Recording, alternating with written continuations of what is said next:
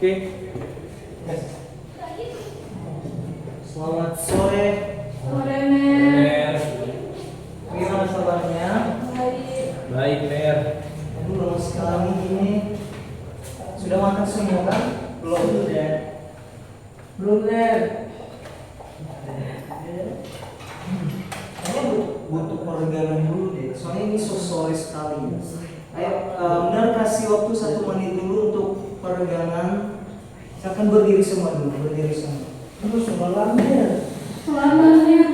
Nah, mau begini mau kehidupan. Ready, dong?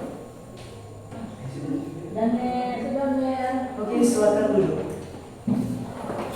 Sebelum kita mulai ke pelajaran kita, siapa yang bersedia untuk memimpin kita dalam doa? Yang bersedia ya, siapa? Angkat tangan. Saya Mer. Oke, silakan. Teman-teman, marilah kita berdoa dan nama Bapa dan Putra dan Roh Kudus. Amin. Amin. Amin. Terima kasih, Yesus. Oke, sekarang benar absensi dulu. Absennya tutup kelas siapa di sini? Oke.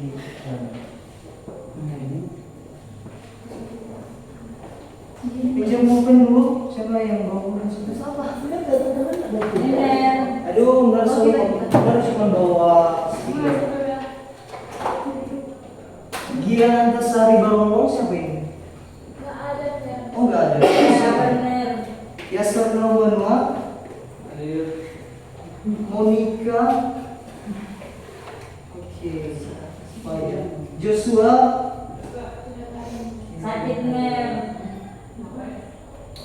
Emri Fau, siapa ini? Bolos Mer. Aduh, banyak sekali yang bolos dalam kelas ini. Yasser, ya, oke.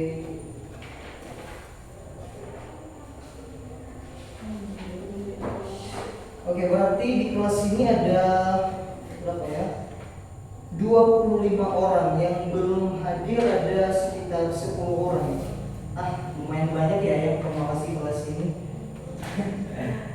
Emang begitu ya ketua, tiap hari begitu, emang begitu. Siapa ketua kelas ini? Ahmad. Nggak ada. Oh, oke. Sekarang kita lanjutkan saja. Nah, minggu kemarin kita sudah lewat di untuk introduction, kita sudah lewat itu. Nah, supaya benar lebih tahu karakter kalian itu seperti apa, nanti akan melihat di proses pembelajaran respon kalian terhadap mata pelajaran itu bagaimana dan seperti apa. Nah, sesuai dengan mata pelajaran kita yang akan kita bahas satu hari di jam pelajaran ini, yaitu tentang basis database. Nah, ada yang sudah pernah dengar database di sini? Boleh angkat tangan, atau sudah pernah belajar waktu SMP mungkin? Belum.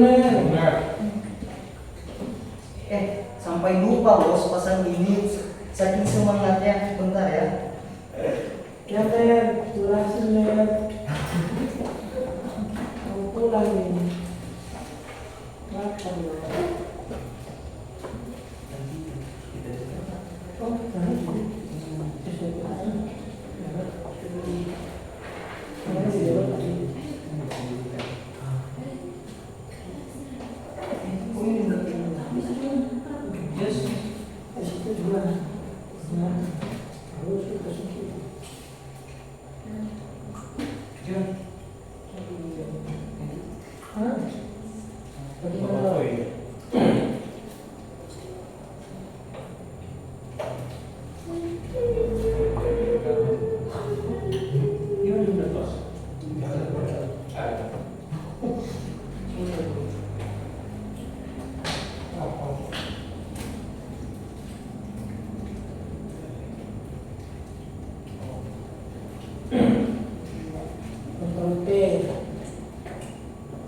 Oke, baik. Sudah ready ini semua untuk belajar? Sudah Mer. Oke. Sekarang kita akan belajar tentang basis data.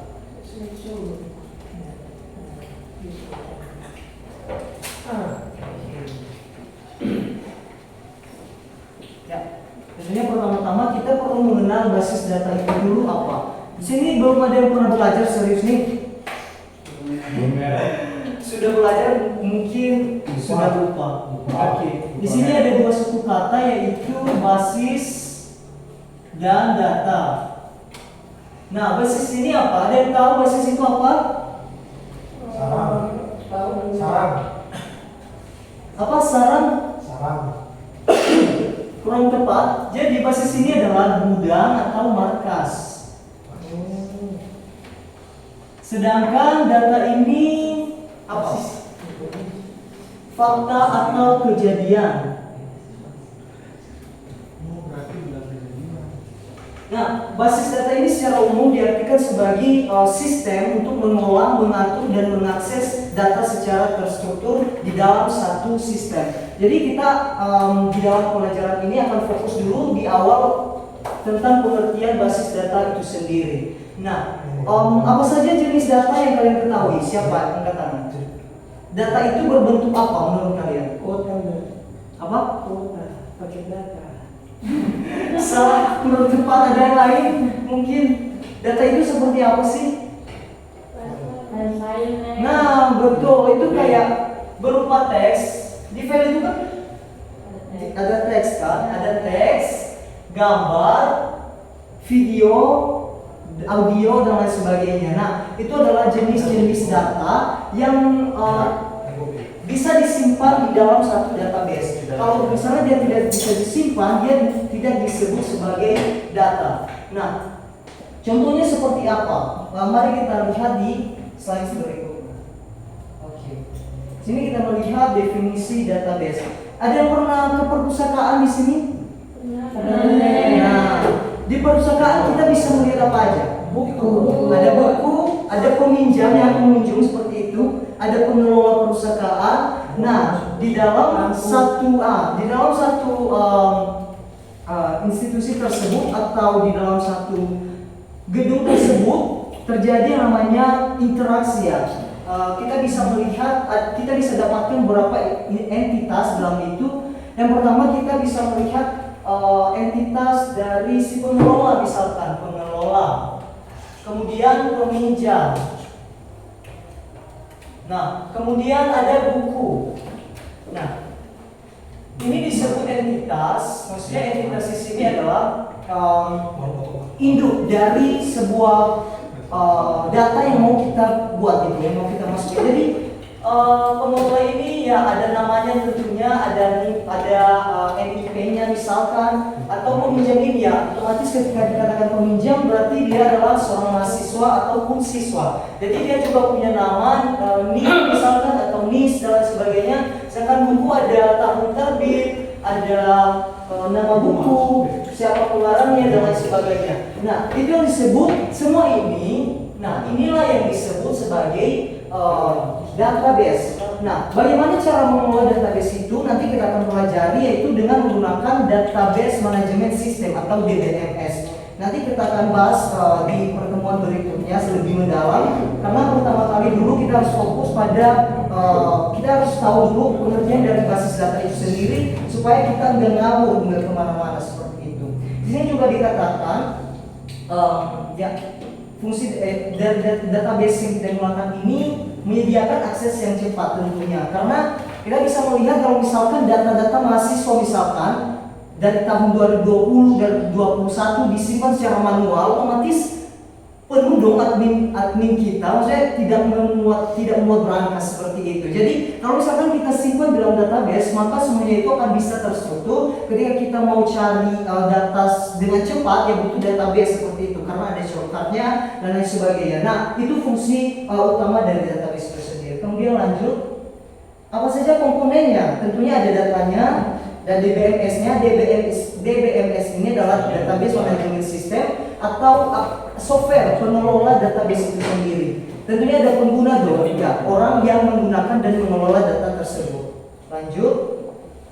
Nah, di sini ada tujuan penggunaan dan basis data itu sendiri. Basis data itu menjamin keakuratan, konsistensi dan ketersediaan data. Nah, ketika kita menggunakan database dalam menyimpan data, maka kita tidak perlu khawatir akan kehilangan data dan lain sebagainya, karena keamanannya ini sangat tinggi gitu. Jadi tidak perlu khawatir tentang hal itu. Kemudian di sini ada efisiensi data. Basis data memungkinkan pengguna data secara efisien dan mengurangi redundansi. Maksud dari redundansi ini, misalkan ketika nama seorang ini, misalkan nama siswa ini Rana, kemudian di tabel berikutnya ada nama Rana lagi. Nah, itu disebut kayak redundansi, pengulangan data kembali. Jadi sehingga nantinya datanya bakalan error dan tidak bisa diakses, tidak bisa lanjut datanya ketika misalkan kita mau mengakses sistem tersebut. Nah, kemudian masuk pada keamanan data. Nah, basis data menyediakan kontrol akses dan perlindungan data yang disimpan seperti yang saya jelaskan sebelumnya. Kemudian fleksibilitas. Nah, ketika kita misalkan buat satu database, kita bisa kita bisa membatasi siapa saja yang bisa mengakses database itu, siapa saja yang boleh masuk di dalam database tersebut. Ya, seperti portal akademik ya namanya. Kita diminta dulu sebelum kita masuki sistem tersebut atau portal tersebut, maka kita diminta username dan password. Nah, kalau kita bukan mahasiswa atau bukan stakeholder dari satu universitas tersebut, maka kita tidak bisa mengakses informasi yang ada dalam satu database tersebut. Nah, jangan takut karena ini sudah dibatasi, kita bisa membatasi siapa saja yang bisa menggunakannya. Kemudian manfaat database itu sendiri.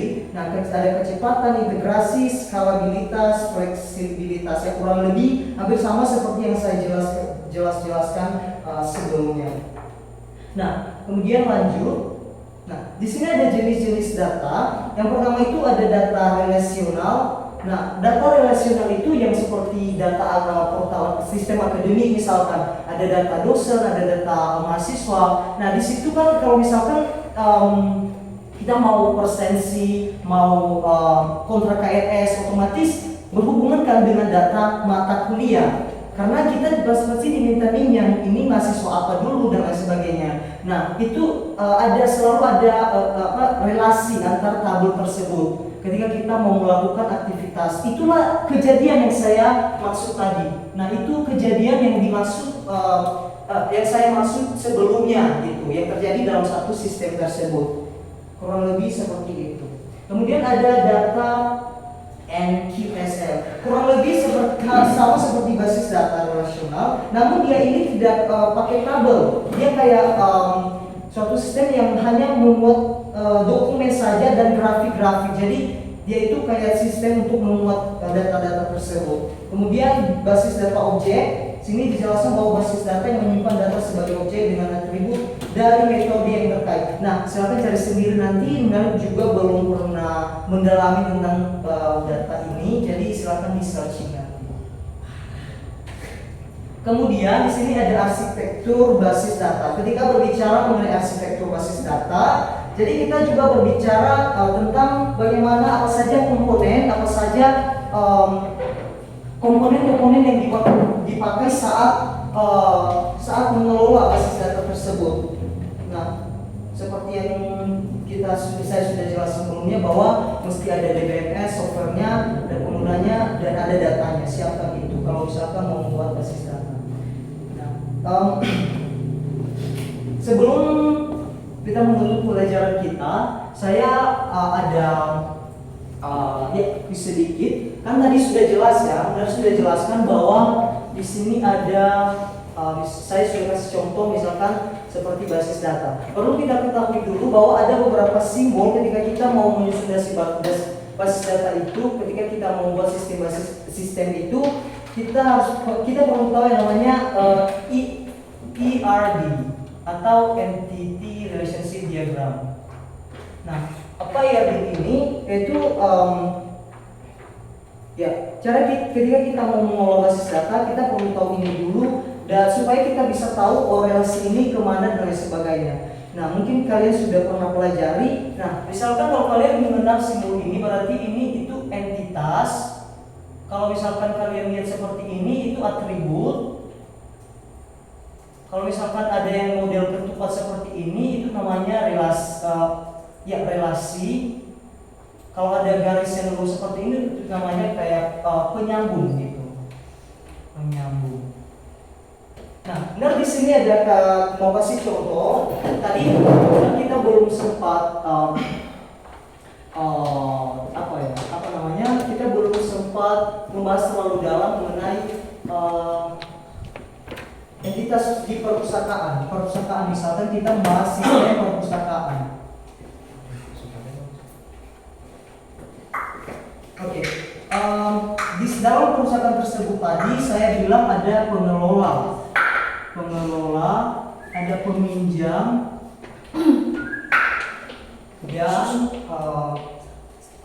dan ada buku. Nah, di sini ada yang bisa kasih atribut dan bisa menjelaskan relasinya ini seperti apa. Boleh angkat tangan dan yang tahu boleh silakan maju saja.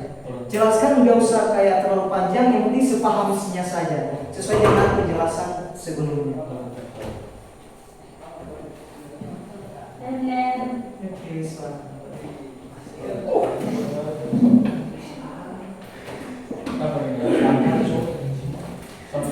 Yang saya mengerti Mer, kalau di perpustakaan meminjam ada relasinya dengan Terima kasih. Tepuk tangan buat suster. Oke, baik. Untuk pertemuan hari ini kita cukupkan dulu.